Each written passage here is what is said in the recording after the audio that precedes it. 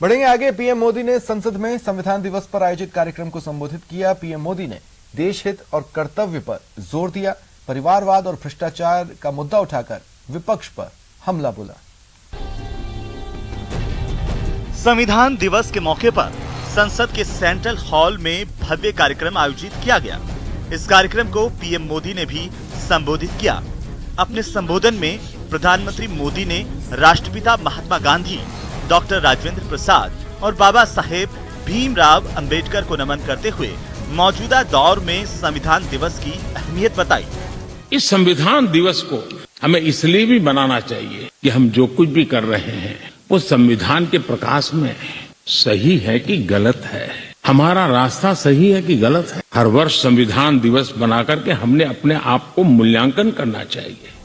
PM Modi ने अपने संबोधन में राजनीति की जगह देश हित पर बल दिया, जो भारत के संविधान के मूल में है।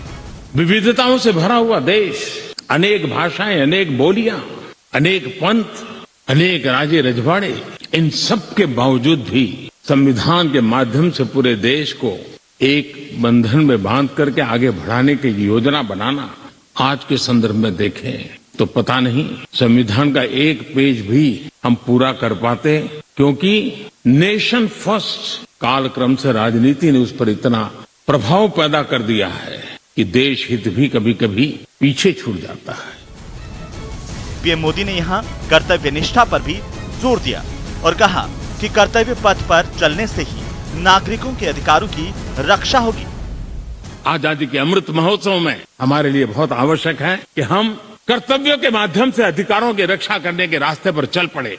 कर्तव्य का वो पथ है जिसमें अधिकार की गारंटी है। कर्तव्य का वो पथ है जो अधिकार सम्मान के साथ दूसरे को सुपुर्द करता है, उसके हक को दे देता है। और इसलिए आज जब हम संविधान के दिवस को मना रहे हैं, तब हमारे भीतर भी यही भाव निरंतर जगता रहे कि हम कर्तव्य पथ पर चलते रहें। कर्तव्य को जितनी अधिक मात्रा में निष्ठा और तपस्या के साथ हम मनाएंगे, हर किसी के अधिकारों की रक्षा होगी। संविधान दिवस पर आयोजित कार्यक्रम में देशहित और कर्तव्य की चर्चा करते हुए पीएम मोदी ने परिवारवाद का मुद्दा उठाया और राजनीति में परिवारवाद को लोकतंत्र के लिए बड़ा संकट करार दिया। और जब मैं ये कहता हूं कि पारिवारिक पार्टियां, इसका मतलब मैं ये नहीं करता हूं कि एक परिवार में से एक से अधिक लोग राजनीति में ना आए। जी नहीं, योग्यता के आधार पर, जनता के आशीर्वाद से किसी परिवार से एक से अधिक लोग राजनीति में जाएं, इससे पार्टी परिवारवादी नहीं बन जाती है। लेकिन जो पार्टी पीढ़ी दर पीढ़ी एक ही परिवार चलाता रहे, पार्टी की सारी व्यवस्था परिवारों के पास रहे, वो लोकतंत्र, स्वस्थ लोकतंत्र के लिए सबसे बड़ा संकट होता है। पीएम मोदी ने यहाँ राजनीति में भ्रष्टाचार को लेकर के भी अपनी चिंता जाहिर की। न्यायपालिका ने स्वयं ने किसी को अगर भ्रष्टाचार के लिए घोषित कर दिया हो, भ्रष्टाचार के लिए सजा हो चुकी हो, लेकिन राजनीतिक स्वार्थ के कारण उसका भी महिमा मंडन चलता रहे, भ्रष्टाचार को नजरअंदाज करके सिद्ध हुई हकीकतों के बावजूद भी जब राजनीतिक लाभ के लिए सारी मर्यादाओं को तोड़कर, लोक लाज को तोड़ करके उनके साथ बैठना उठना शुरू हो जाता है, तो देश के नौजवान के मन में लगता है कि अगर इस प्रकार से राजनीति के क्षेत्र में नेतृत्व करने वाले लोग भ्रष्टाचार में डूबे हुए लोगों की प्राण प्रतिष्ठा कर रहे हैं, मतलब उनको भी वो रास्ता मिल जाता है कि भ्रष्टाचार के रास्ते पर चलना बुरा नहीं है। सेंट्रल हॉल में आयोजित संविधान दिवस कार्यक्रम को राष्ट्रपति रामनाथ कोविंद ने भी संबोधित किया। राष्ट्रपति ने कहा कि संसद में प्रतिस्पर्धा को प्रतिद्वंदिता नहीं समझा जाना चाहिए।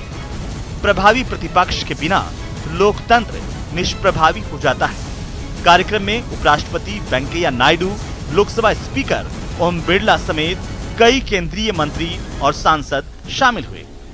Bureau report, news 18 network. और अब बताते हैं पट्टे के लिए पंगे की खबर। गड़िया लोहारों को जमीन का पट्टा मिले, इसके लिए मुहिम छेड़ी है बीजेपी के राज्यसभा सांसद किरोड़ी लाल मीणा ने। उनकी मांग है सीएम अपने वादे के मुताबिक घुमंतु जाति के लोगों को जमीन का पट्टा दिलवाए।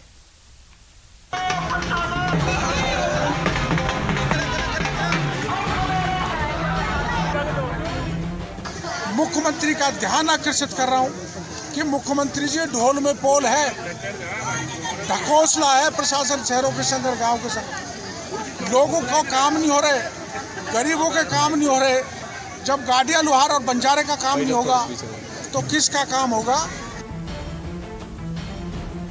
जनता का छोटा मुद्दा हो या बड़ा मुद्दा, सांसद किरोड़ी अपने हाथ में लेने से चूकते नहीं हैं।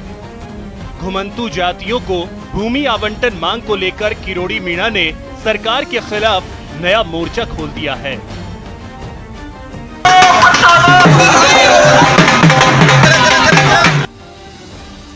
सांसद किरोड़ी मीणा के नेतृत्व में सैकड़ों कार्यकर्ता दौसा शहर के लालसोट से सरकार को ज्ञापन देने निकले। इसके लिए किरोड़ी बैलगाड़ी पर सवार हुए तो उनके साथ बड़ी संख्या में लोग शामिल हुए।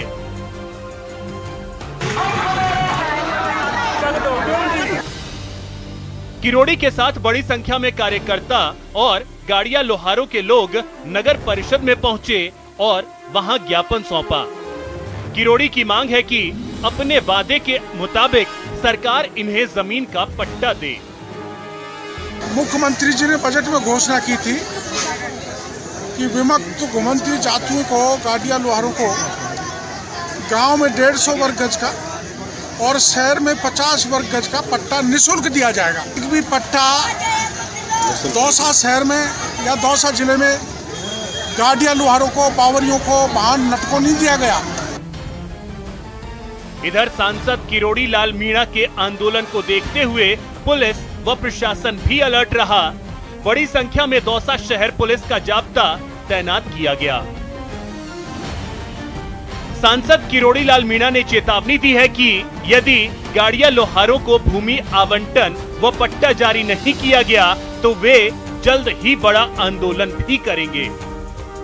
दौसा से आशीष शर्मा की रिपोर्ट। भरतपुर में एसीबी ने बड़ी कार्रवाई की। पॉल्यूशन कंट्रोल बोर्ड के 2 अफसर ट्रैप हुए हैं। एक रीजनल ऑफिसर 35,000 लेते ट्रैप हुआ, वहीं दूसरा घूसखोर जेईएन 10,000 रुपए लेते गिरफ्तार किया गया। जयपुर एसीबी ने भरतपुर में यह बड़ी कार्रवाई की।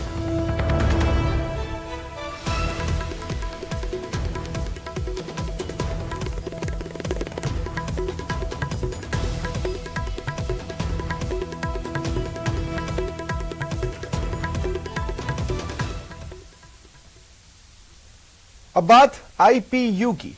स्पेन की राजधानी मैड्रिड में आईपीयू की 143वीं असेंबली का आयोजन हुआ, जहां महिला सांसदों के फोरम के 32वें सत्र में सांसद दिया कुमारी ने हिस्सा लिया। इस दौरान दिया कुमारी ने कहा कि जहां सूचना और संचार प्रौद्योगिकी अवसरों के नए रास्ते खोलती है, वहीं वे बच्चों के यौन शोषण और दुर्व्यवहार समेत चुनौतियों, खतरों और हिंसा के नए रूपों को भी जन्म देती है। भारत में ऑनलाइन बाल यौन शोषण और दुर्व्यवहार से निपटने के लिए कड़े उपाय हैं। सांसद दिया कुमारी ने आगे कहा कि केवल कानूनी प्रावधान और उनका सख्ती से क्रियान्वयन ही काफी नहीं है। ऑनलाइन यौन शोषण से बच्चों को बचाने के लिए विशेष नीतियों की आवश्यकता है। गौरतलब है कि अंतर संसदीय संघ राष्ट्रीय संसदों का एक अंतर्राष्ट्रीय संगठन है।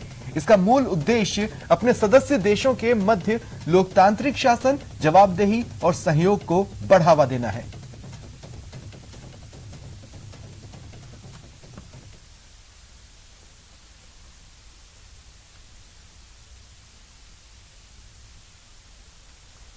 और रुकते हैं ब्रेक के लिए।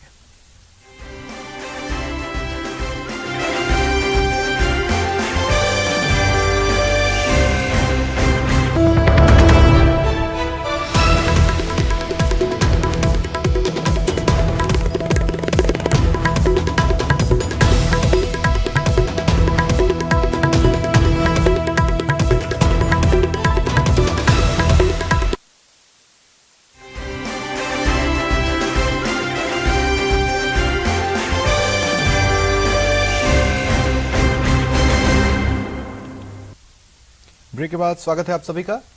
बात करते हैं प्रदेश में बढ़ते कोरोना के मामलों की, जिसे देखते हुए गृह विभाग ने नई गाइडलाइन जारी की। गाइडलाइन के मुताबिक अब स्कूली बच्चों को स्कूल प्रशासन ऑफलाइन क्लासेस में आने के लिए बाध्य नहीं कर सकता। साथ ही कैंटीन बंद रखने के निर्देश हैं। सार्वजनिक कार्यक्रमों में कोविड गाइडलाइन की पालना कराने के भी निर्देश दिए गए। सभी प्रकार के भीड़भाड़ वाले सार्वजनिक, सामाजिक, राजनीतिक, खेलकूद संबंधी, मनोरंजक, शादी समारोह जो है उसमें कोविड अप्रोप्रिएट बिहेवियर की पालना के निर्देश हैं।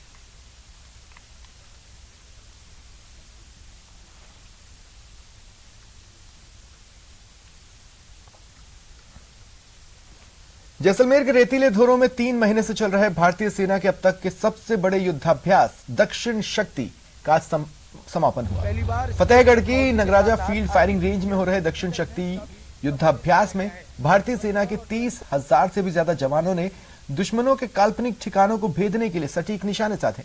वहीं लक्ष्यों को भेदने की अपनी क्षमता को परखकर जवानों ने खुद को साबित किया। थल सेनाध्यक्ष मनोज मुकुंद नरवणे और दक्षिणी कमान वायुसेना के commandant in chief air marshal Vikram Singh दक्षिण शक्ति युद्धाभ्यास के साक्षी बने।